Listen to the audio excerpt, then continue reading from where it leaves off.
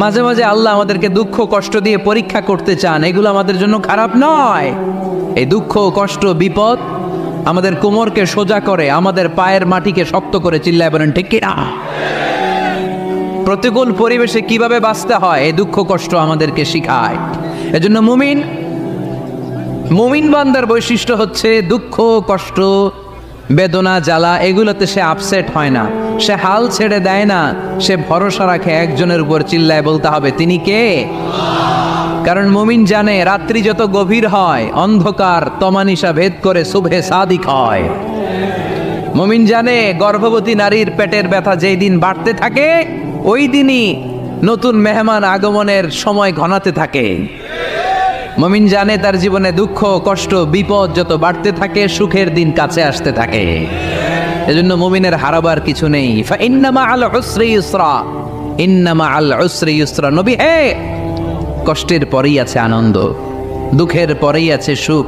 আপনি সমস্যায় পড়েছেন, ওই সমস্যার সমাধানও আছে না নেই? এই পৃথিবীতে এমন কোন সমস্যা আছে যেটা সমাধান নেই? কথা বলেন। সমস্যা তৈরি করেছে কে? আবার সমাধানও দিয়েছে কে? Allah doesn't create a lock without its কি।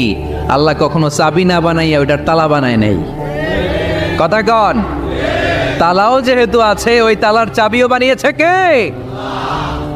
মা আনজালাল্লাহু দান ইল্লা আনজালাল্লাহু লাহু শিফা।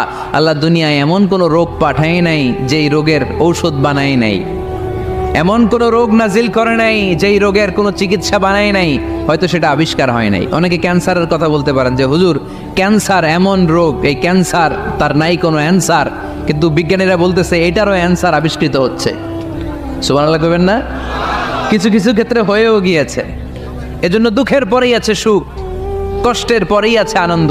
এই দুনিয়াটাই এরকম, কষ্টের পরই আনন্দ। দেখবেন তারাবির নামাজ 20 রাকাত পড়তে কষ্ট লাগে না?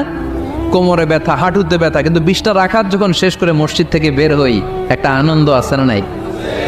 কষ্ট করে পরীক্ষার জন্য প্রিপারেশন নিলেন আপনি কয়েক মাস, কিন্তু ফলাফল যখন ভালো হয় তখন একটা আনন্দ আছে না নাই? সারাদিন রোজা রাখলেন রমজানে, কি কষ্ট, তৃষ্ণায় গলা ফেটে যায়, কিন্তু ইফতারির সময় যখন রুহ আফজা শরবতটা খাই কেমন লাগে? একটা আনন্দ আছে না নাই? এজন্য আল্লাহ বললেন فإن مع العسر يسرا إن مع العسر يسرا। ও নবী, কষ্টের দিন মক্কায় অল্প কিছু দিন, মদিনাতে আনন্দের দিন অপেক্ষা করছে। আমাদের জীবনে যে দুঃখ কষ্ট আসে আমরা ধৈর্য ধরবো, তাওয়াক্কুল করবো একজনের উপর, তিনি কে? কারণ আমরা বিশ্বাস করি কষ্টের দিন এটা চিরকালের জন্য নয়, সামনে আনন্দের দিন আমাদের জন্য সেট করে রেখেছে কে? কষ্ট হইতেছে, গরম লাগতেছে না? আমিও ঘামতেছি আপনাদের সাথে সাথে অনেক।